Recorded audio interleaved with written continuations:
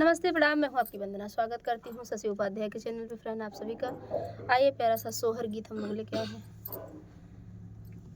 सोहर गीत फ्रेंड लेके आए हैं, कैसे लगेगा कमेंट बॉक्स में बताइएगा और ढेर सारा प्यारा आशीर्वाद दीजिएगा। अंगने में ठाढ़ कवन देई स्वामी से अरज करई, स्वामी से अरज करई हो। स्वामी आज मोरे छठिया बरहिया ननद लइके आवा, ननद लइके आवऊ हो। स्वामी आज मोरे छठिया बरहिया ननद लइके आवऊ, ननद लइके आवऊ हो। एतनी बचन सुने स्वामी सुनहि नाही पाए, सुनहि नाही पाए नी हो। बहिनी घोड़े पीठी भये सवार, बहिनी आनई गाए, बहिनी आनई गाए नी हो। बहिनी घोड़े पीठी भये सवार, बहिन आनई गाए, बहिन आनई गाए नी हो। भैया के देखै बहिनिया भैया से, भैया से पूछई त भैया से पूछई हो। भैया कवना जरूरत तोहरे लागे कि आनई हमरे आया, कि हमारे देश आया हो।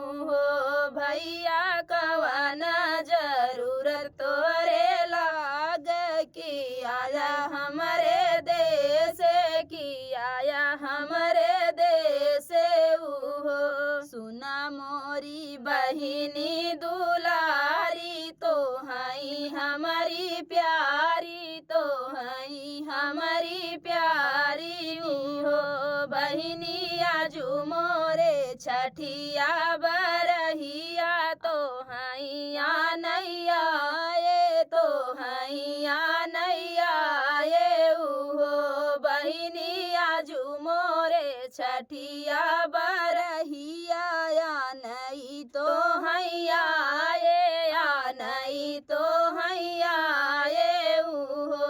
आवऊ नदी गोसाई तू मोरी ठाकुराइनी, तू मोरी ठाकुराइनी हो।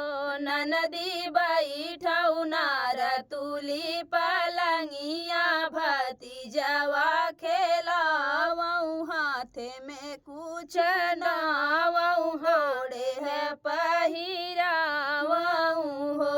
ननदी बैठऊ नार तुली पलंगिया, हाथे में कुछ नावऊ, गोड़े में पहिरावऊ हो। आपन भतीजवा खेलऊ बई, हाथे में पहिरऊ बई, गोड़े है पहिरऊ बई हो। भौजी हमले बई सोने के कंगनवा, बड़ा ही सुंदर लागई, बड़ा ही सुंदर लागई हो।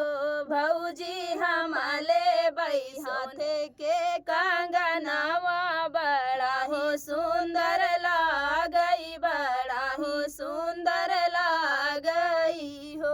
नहीं देबई सोने के कंगनवा, बड़ा न बड़ा सुंदर कंगन, बड़ा सुंदर हो।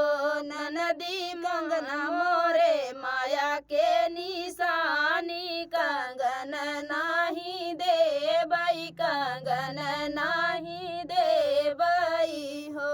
ननदी कंगना मोरे माया के